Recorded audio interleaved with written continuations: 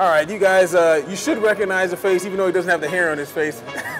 Max Holloway, I appreciate coming out with me, man. Talk about the BMF, UFC 300. First and foremost, the fact that you're fighting on UFC 300, I mean, such a historical card, man. Like, how cool is that?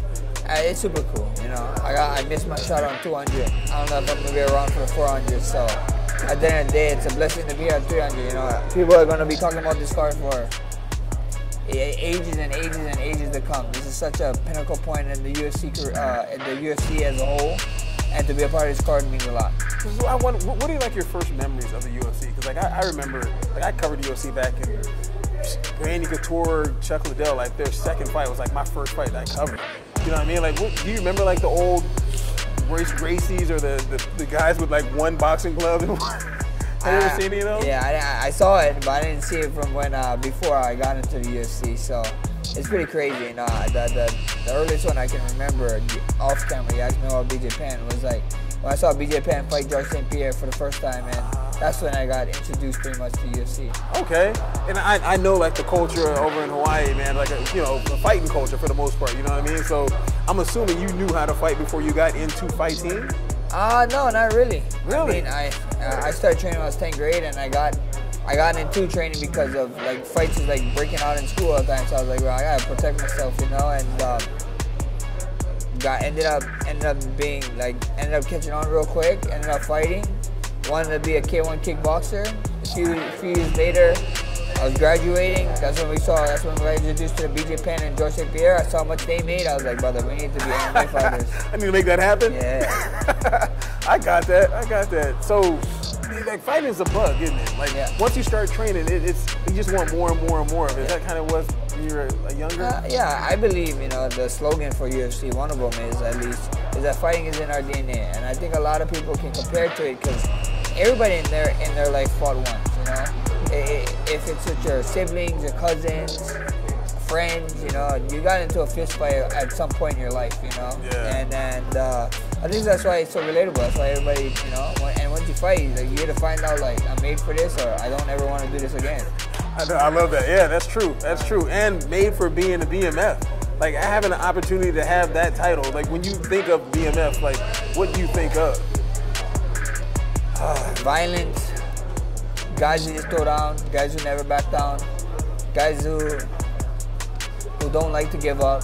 A lot of things come to my mind, and you know, Justin comes to my mind, and you know, I'm blessed with the opportunity to be in this fight with him, be in the octagon, you know, and you know, I want to be one of the greatest of all time, and he's in my way, you know, and these are the right fights that you take to get one step closer. It seems like all the fights that you have, at least that I see that you have, like I can't remember you having like a beef with someone. You know what I mean? Like somebody you always like a real respectful dude. Like you and Justin seem like you guys weren't fighting. Like you guys are cool. You know what I mean? Is that something that do you fight better, or do you like to go into a fight where you're not like hating the guy, or do you need that kind of extra going into a fight? I don't really care. You know, at the end of the day, like a fight is a fight. I do this professionally. You know, I do this as a sport. I don't do this as a grudge. I know some guys need that. Like, I need to hate this guy to go and fight. Like, I don't care. You sign a dotted line, 15 minutes, 25 minutes, whatever the time, I get to punch you in the face and we can be cool after, you know? No, that's absolutely, and I get it. So on this card, is there any fight in particular you would want to watch if you just sitting at home chilling? Like, I mean, because they got like a bunch of, any in particular, like, man. I'd want to watch the whole card. I think from top to bottom is crazy. A lot of former champs, two current champs. It's an insane card. It's an insane card. I think I saw the stat of like 10.18 of the UFC champions is on this card. Oh wow. Yeah, that's crazy. Yeah, that is crazy. That is crazy. And the fact that you get to fight here in Vegas, you know, the 9th Island. I know how Hawaiians love Las Vegas, man. This is almost like a second home to you. Oh yeah, second home for sure. Second home for sure. You know, I wish. I don't wish. I love fighting here in Las Vegas. You just said it's a 9th Island. A bunch of Hawaiians move up here.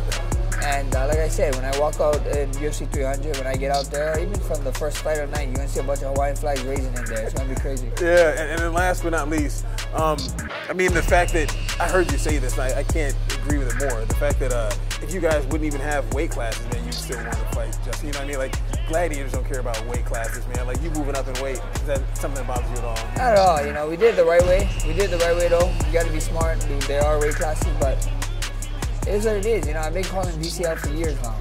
I've been calling DCL for years. I don't care what weight. He was telling me that if he could come down to 45, he'd fight me. I'm like, brother, you stay at the weight you want. We fight right now. So, you know, that's my dude. I got you, man. All right, man. Max Holloway, I appreciate you. Max Blessed